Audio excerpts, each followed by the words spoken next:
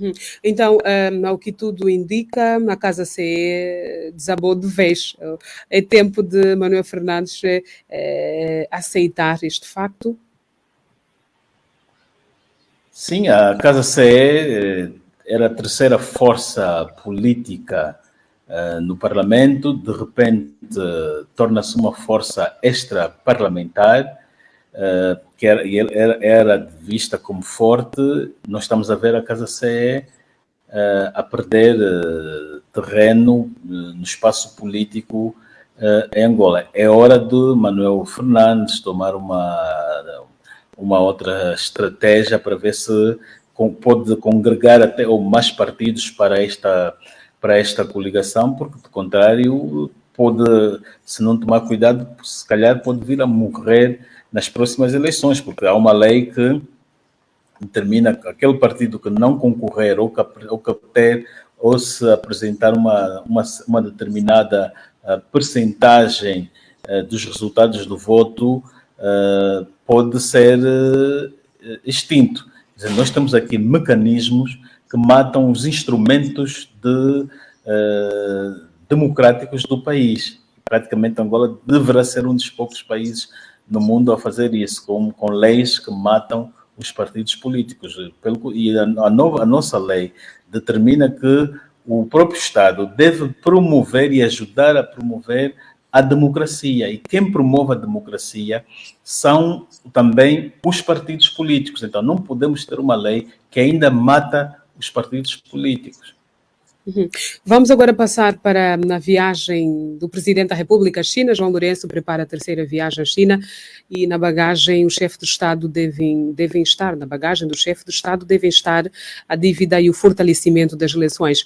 É a terceira vez que o Presidente João Lourenço se desloca à China, desde que chegou ao poder em 2017, o que pode representar nesta visita ao gigante asiático. É a terceira vez, é interessante esta visita que ele faz, é um pouco ousada porque estamos num período em que os dois gigantes mundiais ou econômicos, que é a China e os Estados Unidos, estão a lutar em termos de espaço. E os Estados Unidos, desde a subida do presidente Biden, estabeleceu uma política de procurar abafar ou neutralizar a influência chinesa em África. E Angola é o país que é tido como o maior devedor da China. Cerca de 36% ou 37% da dívida externa angolana faz parte do pacote da China. Portanto, Angola é o maior parceiro econômico também, praticamente, da China. A China tem uma forte influência no país, nomeou recentemente um embaixador, depois de ter estado sem embaixador durante algum tempo, algo que também nunca aconteceu, ficar muito tempo sem embaixador, nomeiam alguém que é agora especialista em assuntos africanos, que já dirigiu, foi o número 2 de um departamento de cooperação internacional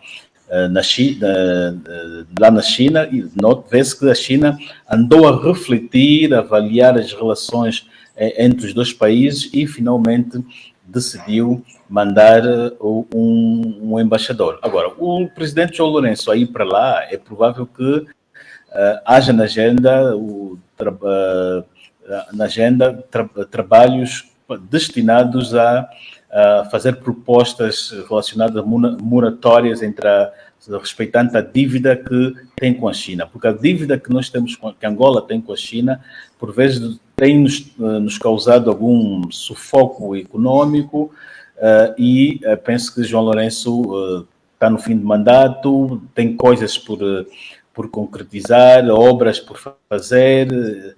Eu penso que se calhar quer ainda ir ter com os chineses para fazerem uma reavalização, para reavalizarem esta dívida, para ver se ele consegue ficar um pouquinho folgado, porque nós dependemos temos uma economia dependente a 90% de um único produto, que é o petróleo, e logo que nós temos o petróleo, ele vai logo ou serve logo para pagar esta dívida da China, que são cerca de uma dívida, não sei como é que está, mas pelo menos a China emprestou-nos já aí cerca de 40 bilhões de dólares, e é provável que esta dívida seja superior a este número, porque inclui-se ou põe-se por cima os juros. Portanto, a viagem do presidente João Lourenço, neste período que ele está até de reaproximação e de amores com os Estados Unidos, e os Estados Unidos querem influenciar, querem se impor aqui no continente. Havia um projeto que os chineses estavam à frente, que é do corredor do Lubito, e o presidente João Lourenço retira os chineses e coloca os americanos. Então, a ida dele nota-se que é para questões econômicas e não necessariamente políticas, ou para o reforço das relações de amizade entre os dois. Primeiramente, questões políticas, ou melhor, questões econômicas, porque é o pacote econômico que está a falar mais alto entre os dois países. Uma das razões, José Gama, que me levavam a crer deste clima de crispação entre a China e Angola era a ausência do embaixador da China em Angola. Entretanto, hoje, segundo o Jornal de Angola, já há um embaixador, não é, da China em Angola, o senhor Zhang Bin, desde ontem já começou a exercer as funções. Este facto denota que as relações, pelo menos, estão a melhorar, antes mesmo, não é, da ida do presidente João Lourenço à China. Agora já fala-se em um embaixador da China no país, denota-se de que as relações já estão a melhorar, tapa ou abafa a ideia de que Angola e China não estavam muito bem em termos de relações diplomáticas. Bom, os países no palco das relações internacionais têm várias formas de se comunicar. E, às vezes, quando um país está zangado com outro, a forma de mostrar esse descontentamento é retirar de forma prematura o seu embaixador. Outra forma também é exonerar e não nomear ninguém. Quando ele retira o embaixador por via da nomeação e não nomeia logo alguém de imediato, ele está a mandar uma mensagem de descontentamento, e neste período não temos um interlocutor a alto nível. E é isto que a China fez. Se nós olharmos o período em que a China está sem embaixador em Angola, é o período que os Estados Unidos e Angola estão numa alta lua de mel. É o período que João Lourenço vai para os Estados Unidos, é o período em que vários altos funcionários norte-americanos vão para Angola e vice-versa. É o período que faz o anúncio do projeto do corredor de Lubito. Então, a China, se calhar, não queria ouvir nada, preferiu ficar ainda assim, deixar Angola em paz, na sua lua de mel com os Estados Unidos, e só agora, no início do ano, estamos em março, é que ela, nomeia um embaixador e faz a apresentação das cartas agora. A China, e isso dá consequências. Por quê? Porque a Angola precisava da China por causa da questão da dívida, e a Angola, não tendo um interlocutor a alto nível, que neste caso é o embaixador, que se comunica diretamente com o presidente do seu país, a China criou uma interrupção, deu um castigo a Angola. A Angola fica apertada economicamente. Agora, a China nomeando e o presidente também aceitar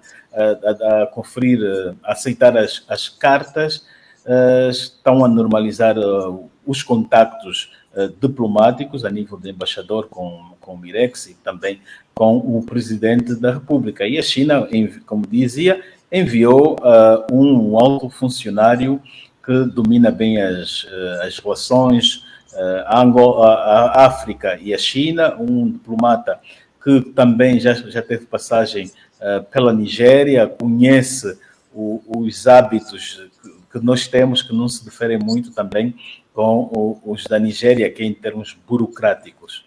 Uhum. Mas estará Angola em condições de justificar a viragem para os Estados Unidos, não é? Sobretudo na questão do corredor do Lobito? Angola é um Estado soberano e ela escolhe para fazerem as suas obras quem ela bem entender.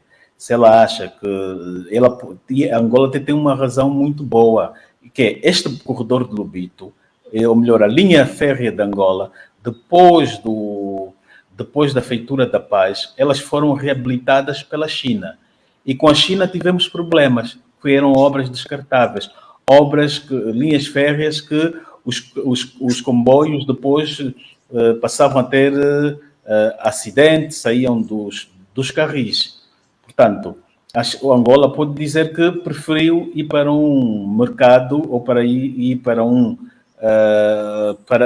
para ir para um construtor que lhe dá melhor garantia, que pode fazer um trabalho com melhor qualidade. Então, a China, nesse caso, não pode interferir, não pode reclamar. Também que devemos lembrar que a China também, nas relações internacionais, tem uma política que não aceita interferência nos seus assuntos internos. E, portanto, ela deve respeitar também a iniciativa de Angola em dar oportunidade aos Estados Unidos que estão a vir com investimento e ao contrário da parceria com a China, porque os Estados Unidos vão entrar com investimento, vão explorar aquela linha e é um programa, é um contrato que é mais vantajoso em relação com aquele que teríamos com a China. Ou seja, José Gama acredita que a atual relação de Angola e os Estados Unidos não vão influenciar os possíveis novos acordos entre Angola e a China? Eu penso que não vão influenciar, porque estamos aqui a falar de um trio, né? Cada um deles é soberano, cada um deles deverá respeitar as opções de cada um, e as nossas relações com a China ultimamente têm sido mais comerciais e económicas e não necessariamente de amizade. Com os Estados Unidos também tem sido também no campo econômico, porque até antes, vejamos uma coisa, nós temos uma relação com os Estados Unidos, os Estados Unidos têm uma política de fazer exigências políticas como reformas e etc. E desta vez ele está numa fase que diante de Angola criaram uma relação de interdependência. Os Estados Unidos precisa de Angola para construir esta linha, este corredor do Lobito, para poder escoar os seus mineiros que ele vai explorar a partir do Congo, e Angola precisa dos Estados Unidos em termos de legitimidade política, porque os Estados Unidos eles são a maior potência do mundo. Os Estados Unidos são capazes de emprestar um certo prestígio. Quando o presidente Biden recebe o presidente João Lourenço, está-lhe a emprestar um pouco do seu prestígio. Recebeu-lhe, fez-lhe elogios, tinha agenda naquela altura para outras e abriu espaço para João Lourenço. Quer dizer, abriu as portas e estabeleceram que, doravante, as relações vão ser meramente políticas. Eu queria dizer, económicas. João Lourenço tomou posse. Pela primeira vez, o presidente dos Estados Unidos manda uma delegação para presenciar a tomada de posse de um presidente angolano. Porque até antes era o próprio embaixador local que representava o presidente dos Estados Unidos. Pela primeira vez tivemos umas eleições de Angola a serem parabenizadas a alto nível por um secretário de Estado norte-americano. Até então as eleições eram parabenizadas apenas por um porta-voz, porque os Estados Unidos têm formas diferentes de reconhecer quando as eleições são duvidosas. Quando são duvidosas, é o porta-voz que parabeniza. Quando são normais, é o secretário de Estado. Quando são eleições altamente credíveis, é o presidente dos Estados Unidos que parabeniza. Então, nestas eleições, eles passaram a mensagem ao presidente João Lourenço que vão lhe tolerar e que consideram aquelas eleições minimamente aceites. Daí que foi o secretário de Estado a parabenizar, e vimos recentemente, ele também esteve no país. Portanto, estamos aqui numa fase que os Estados Unidos e Angola estão com as relações mesmo a alto nível, né? E, aliás, estão com um volume de negócios daí na casa dos 3 bilhões de dólares anuais. Depois da África do Sul, que tem uma relação que os dois países têm um volume de negócios aí na casa dos 10 bilhões, o segundo país aqui na nossa região, que está com os Estados Unidos com um volume de negócios bom, alto, é seguramente Angola. Uhum. José Gama falou aqui no início da abordagem deste tema sobre a dívida de Angola com a China, e eu gostaria que desenvolvesse mais um pouco sobre este ponto. Angola deveria pensar numa possível negociação da dívida com a China? Sem sombra de dúvida que Angola deve pedir à China para avaliar esta dívida, porque esta dívida está a causar consequências a Angola. É um contrato foram empréstimos feitos na governação do anterior presidente, muitos deles mal feitos, a aplicação dos dinheiros mal gastos, que não produziram depois rendimentos. Daí este sufoco que Angola está a observar. Tudo que Angola vai arrecadando vai produzindo em termos de petróleo, depois serve para pagar a dívida com a China. Depois, estamos numa altura que também o preço do petróleo baixou um pouco e há necessidade das duas partes, a China e Angola, sentarem-se para poderem fazer uma boa avaliação do que é que pode vir aí à frente. Portanto, mas essa negociação seria facilmente alcançável? Sim, por isso é que é uma renegociação que está a levar o presidente a ir para a China.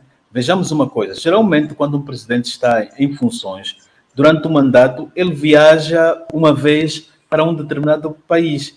E o João Lourenço, em 2 mandatos, está a ir 3 vezes. Quer dizer que é algo anormal nas relações internacionais ou na política externa. Quer dizer que há um problema que o faz levar a este país chinês pela 3ª vez, a viajar daqui, da Angola, para a China, que são aí cerca de 18 horas.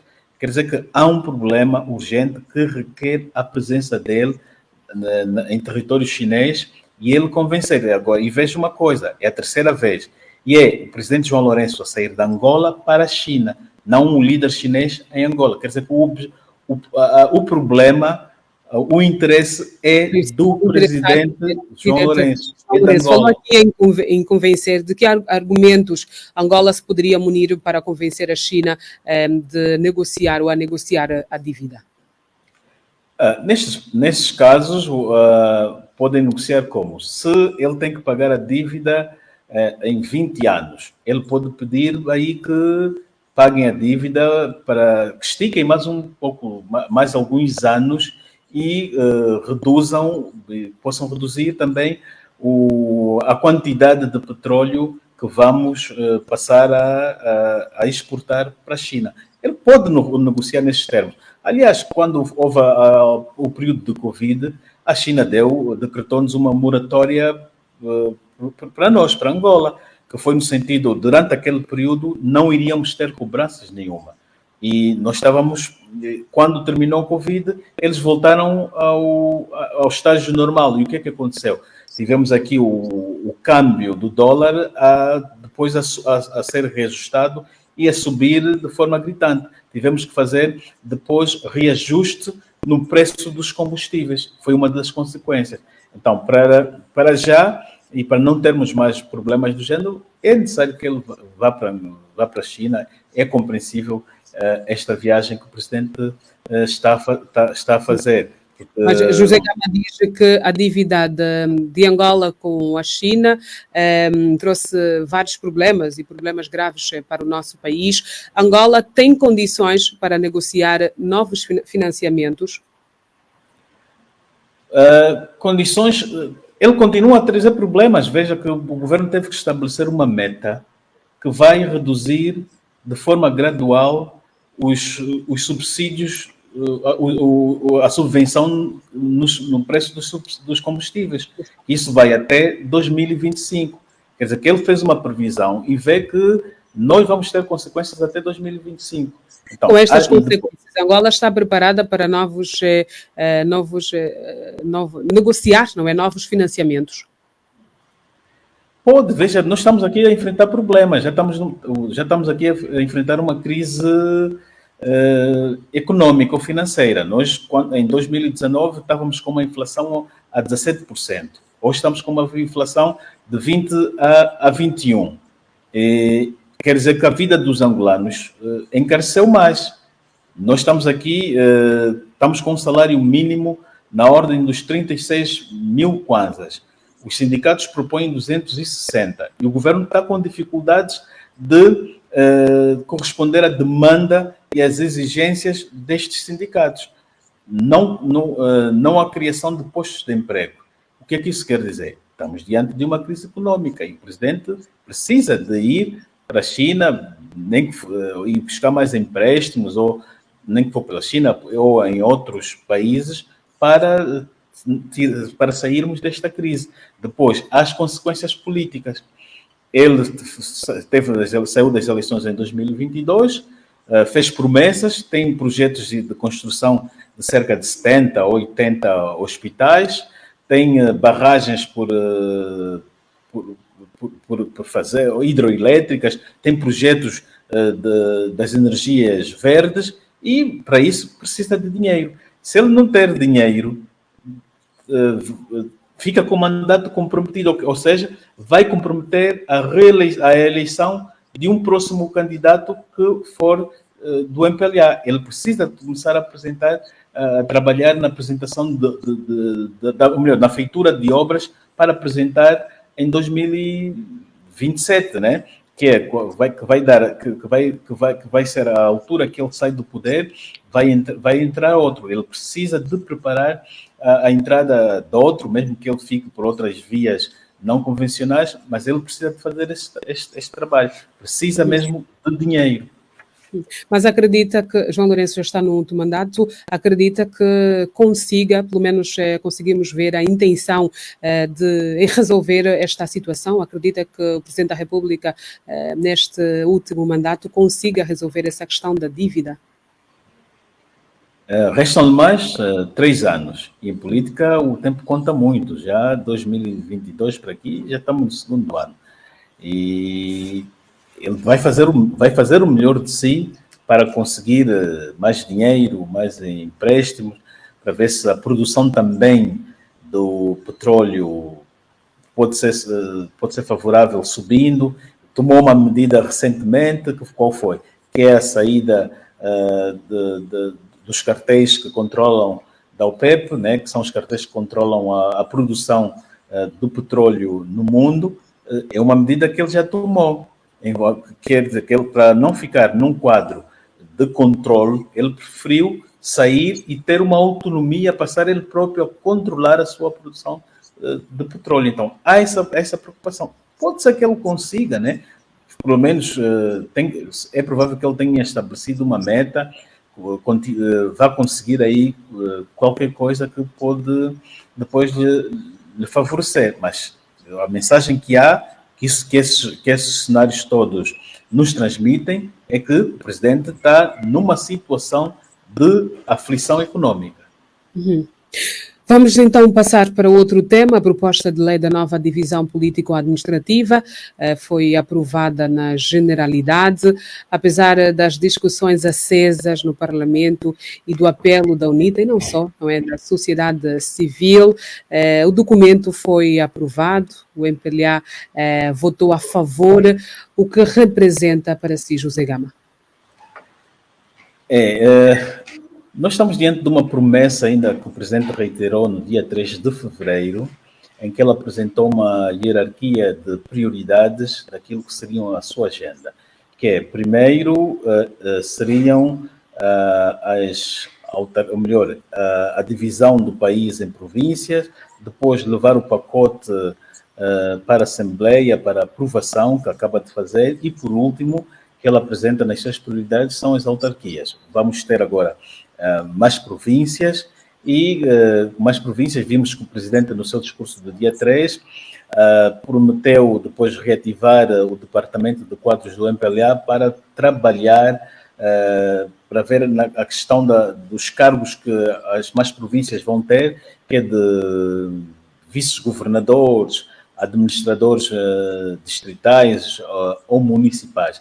Porque, no fundo, nós entendemos que este trabalho, e é aquilo que a UNITA também tem estado a dizer, essa proposta, iniciativa presidencial de criar mais províncias, serve necessariamente para atrapalhar e ofuscar o surgimento das autarquias. O Presidente mostrou que não quer autarquias até aqui, então ele colocou na frente a questão de divisão das províncias. E a UNITA votou contra por entender que há prioridades no país e que a prioridade deveria ser as autarquias. Vejamos uma coisa, o Parlamento já está há algum tempo a discutir a questão das autarquias, já estão, mesmo antes da chegada de João Lourenço ao poder. Ele interrompe o debate das autarquias e salta para o debate da divisão administrativa do país.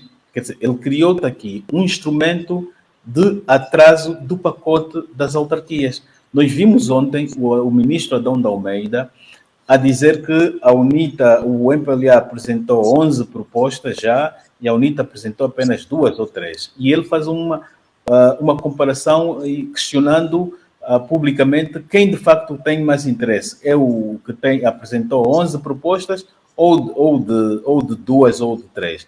Mas há aqui uma coisa interessante. O número de leis que está-se a apresentar, ou que o MPLA apresentou, não tem relação com o interesse das autarquias. Porque para as autarquias há uma lei principal que vai institucionalizar elas, que é esta que precisa ser aprovada, que é a lei que diz: doravante, Lubito torna-se uma autarquia. Doravante, Viana é uma autarquia. Doravante, Ungiva ou Quilamba é uma autarquia. Essa é a lei principal, esta é a lei principal neste todo o pacote. E o governo não está a mandar para o Parlamento para ela ser discutida e aprovada. Esta é a principal. Quer dizer, o governo pode vir com 20, as outras leis são leis banais, não são prioridades, não devem ser prioridades. É aquela lei que diz, ok, nas autarquias vai ter ali, vai ter carimbo, vai ter isso, vai ter papel. É coisas secundárias.